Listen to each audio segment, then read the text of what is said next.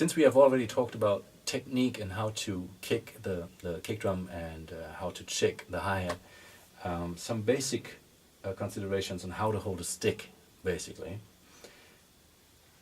The stick usually bounces the best, rule of thumb again, 1/3 in here, 2/3 here. So if you would divide the stick into 3 similar parts in length, the first third I would grab it here, and I will have my my thumb and my index finger grab it the hardest. This is like the point where everything happens, where it pivots around. This is where I'm really holding strong, so to speak. And what I do, or what is usually my in ballet they have the first position, so to speak, and I have the first position too for my fingers. This is the first position. The thumb is not in the center of the stick.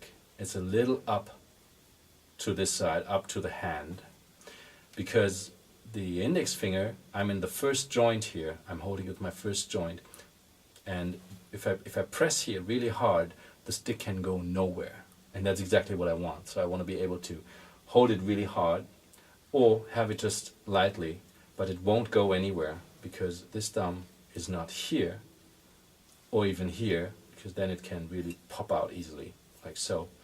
The thumb holds it kind of over there and down a little bit, and the index finger holds it over here and up, so they're exactly on the opposite sides. And this way, no matter how I play, how I hit the drum, this way, or with the hand like so, with the hand like so, this is what gives me the most control and the most comfortable feeling playing. And then the rest of my fingers, again, this rule of thumb, first position kind of talking here. The rest of the fingers, I will just curl around the stick and not suffocate it, obviously, just have it curl around and touch it lightly with the tips of the rest of the remaining 3 fingers. Just curl and touch. And then the movement, hardest here and really soft in the back, just controlling more so. And the movement, I'm usually starting out with for the downstroke, for like fortissimo action, is then a movement of the full arm. I'll switch to the left so you get a better angle of this here maybe. So tip of the stick obviously in the middle of the drum, because that's where I have the fullest sound, especially if I'm going fortissimo or even louder.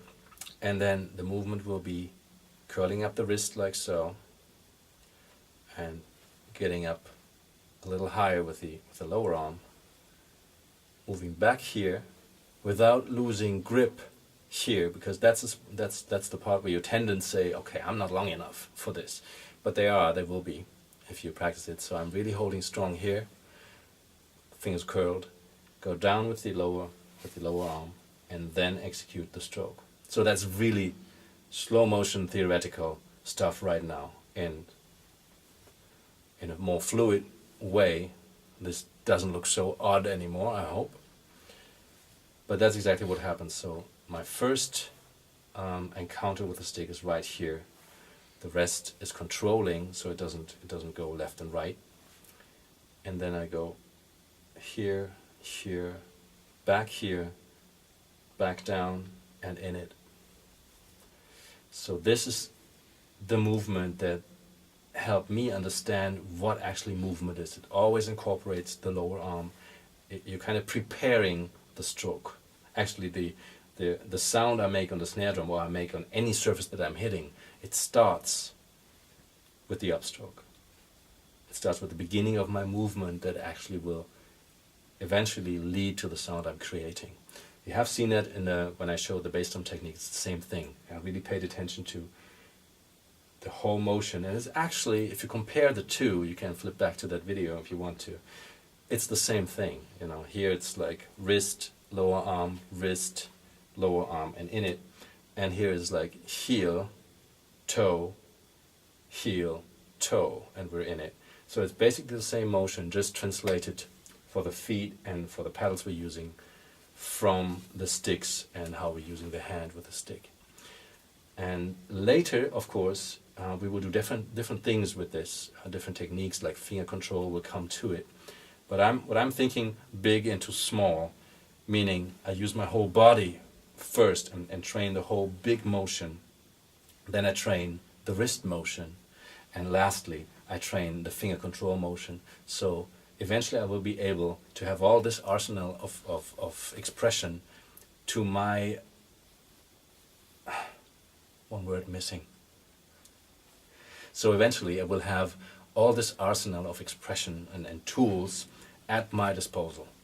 Whatever I want to use, if I want to go deep into a cymbal, or I want to touch it lightly, or I want to play pianissimo really softly but really distinctively, and not just soft, but soft and distinct. So this gives me a lot of that right from the start. And that will be all for the basic introduction to setup and why setup and why hit that way. And now it's on to the next one.